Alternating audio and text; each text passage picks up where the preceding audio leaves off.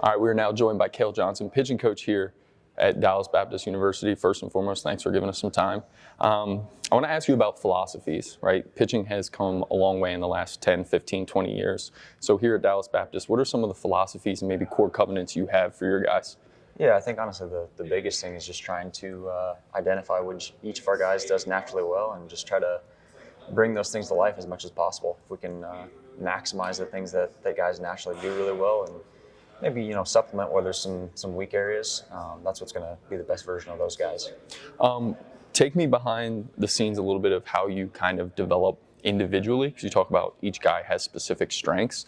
You're working with 20 plus guys, you're one pitching coach. How do you kind of break down maybe putting them into buckets of what they do well? Yeah, for sure. I think there's a huge piece of it that's the movement component, and that's a lot of the things that we're doing in here in the pitching lab with pre-throw routines, med ball work, water ball work, all those types of things. And then there's the whole other component of when you actually get guys on the mound, identifying what the pitch package that they naturally possess is, maybe adding a pitch, taking away a pitch. I think those are probably the two biggest areas that we're looking at.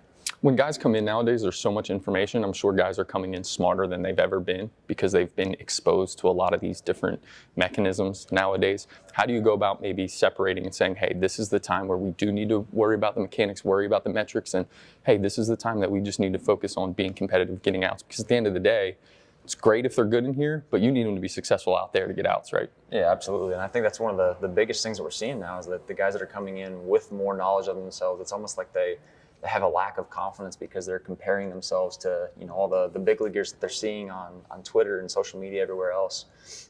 We really try to keep those things focused on, is it a training environment or is it a competition environment? We want to prepare our guys to go out in that competition environment and just trust what they've done and just go compete. And then obviously if it's a bullpen setting or it's a setting in the pitching lab, we can add the data and the metrics to that to make sure that we are ultimately building those guys out to be the best version of themselves when they step out on the mound. When you get in here and you're doing these, bullpen sessions, maybe it's pitch design or whatever, how much of it is guess and check work? Because there's not a right probably answer for each and every guy as they get up here. So how much of it is kind of guess and check and kind of making sure you're going about it in the right way and letting them know it's okay to fail in these sessions? Yeah, I think that's a lot of it. Obviously when you have NewtForce mounds and TrackMan, Edgertronic, like all those things speed up the process, but there's still some of it where you're trying new things out, and you can learn much more quickly whether it's a good idea or a bad idea. But a lot of it is, hey, we got to try this out and we got to find out. You mentioned some of the tech that you guys use here. I know NewtForce is getting put in now. What are you excited about the possibilities of having the technology like NewtForce? Yeah, I think it just is going to give us a whole new world, from a data standpoint where, for years, we've been using med balls and water balls, water bags, all the movement things to help our guys to move better in here. But now being able to get guys on a NewtForce mount and be able to see the outputs and what the graphs look like while we're doing those drills, I think is just going to take to the next level. And then how about some of the other technology you guys are using, Edgertronic cameras, TrackMan? What has that stuff allowed you guys to do as far as development goes? Yeah, I think it just, it allows us to impact guys' arsenals really, really quickly, where it's like you have a guy who has a natural ability to spin the ball, and you can take that guy and maybe turn one pitch into three different pitches where you can go, sweeper, curveball, and gyro slider. You can identify really quickly, hey, this guy's more of a pronator. He's going to be a guy who can get some run on the fastball and really easy field to throw a changeup, things like that. Just naturally putting guys into things that they're comfortable doing instead of asking them to do something that you're going to end up banging your head against a wall for 6 months and never see the results with. Sure, and when you talk about building pitch mix with different guys, what are some of the key components in doing that when you're looking at, hey, this is kind of what a guy, has, maybe he needs to add, or maybe we need to focus on something else? How do you go about doing that? And I guess let me ask this too, how much of it goes into the batters that you're maybe facing or what guys do at this level and how people are building offenses nowadays? Yeah, I think you get a pretty good idea for guys just based on looking at, hey, what's the slot? Is it more of a natural supination bias, pronation bias? Is it a guy who's more of a hybrid? Those can start to clue you in just on some of the ideas, how you go about it. And then like we talked about earlier, some of it is just, you're trying things out. Sometimes you have ideas about guys based on what you think they might be based on the slot and based on, some of that, the bias and the wrist position, hand position. You try something and it doesn't work out the way that you thought it would, and it's back to the drawing board to figure out what the answer is for that guy. When you talk about then building these guys out and trying to get them to the mound, I just want to ask you this real quick, how much does what they do in the weight room matter to then what they're doing here, and even specifically maybe into pitch mix, because a guy can move better than a different guy because of what's going on in the weight room? Yeah, I think we try to connect everything, the weight room, training room, the stuff that we do in here. Obviously when you can integrate all those things together, it's going to result in a much better product.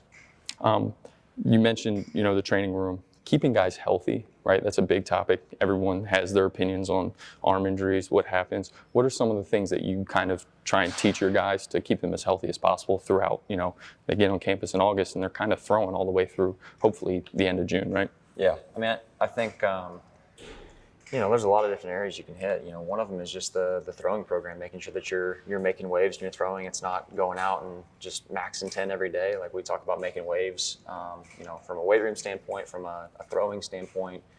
So we're trying to implement like a moderate high-low throwing program where, your moderate days stay moderate, high days stay high. Low days we're deloading a little bit and making sure that we give the arm a chance to breathe. I think in the weight room it's similar, and then we're making sure that our guys are hitting their arm care and staying on top of that as well.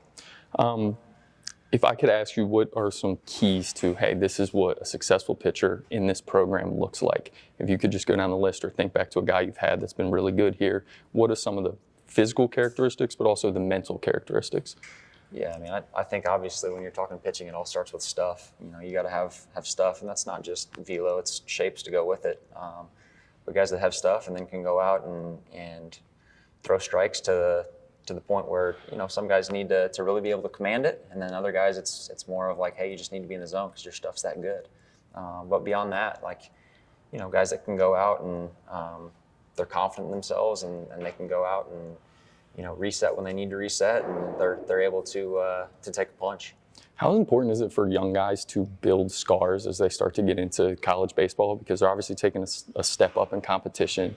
And in this game, we all know if you pitch long enough and you pitch at a high enough level, you're going to get beat, right? And you're going to have to handle the failure and be able to come back the next time and keep pushing forward. How important is it for young guys to build scars? Yeah, I think that's a huge piece of it. And like the guys that have already built some of that in high school coming in or in junior college, like those are the guys that are going to come in and be able to compete right away. For some guys, it takes a little bit longer, and they go through those freshman growing pains, and that's a lot of the guys. But being able to take a punch and then not get down, be able to keep their confidence, that's a huge piece of it. How do you guys build out, and differentiate from what you're working on and maybe focused on in the fall? And then when we get into the competition season, how kind of things look differently day to day, or what the focus is for guys? And how do you kind of individualize that for everyone? Is it more kind of individual and, hey, we're building this certain thing in the fall, and then in the spring, it's like we kind of all have to come together and be one staff and share a philosophy and just worry about competing?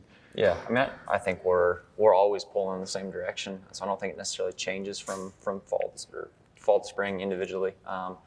I think the biggest thing is like the fall is much more geared towards development. Like we're truly just pouring into it, and in the fall, yeah, we want results, but we're truly after development, making guys better. And then as we progress into the off season, into the spring, it becomes a little bit more about getting those results. But even in the spring season, like we got to be able to make adjustments and get guys to develop and get better from the beginning of the spring to the end of the spring season. Taking you back here, just kind of to tie things together, you talk about pitching starts with stuff. You mentioned that earlier. The stuff versus command debate, how much of it are you working on, hey, we need to have a baseline level of stuff here to be able to compete at this level, but we also need to have this baseline command? Is there a difference in, hey, we're training one versus the other? Do you think you can do both at the same time, I guess is my question? Yeah, I think you have to do both. You have to have both stuff and command in today's game to be able to go out and compete. I think ultimately, tools like the NewtForce mound can help you with those things, because you can help develop velocity, but develop it in a healthy way where you can have stuff and add that command piece where, those two things, when they mesh together, that's ultimately the perfect scenario. Cale, thank you so much for the time. We really appreciate it. Yeah, thank you.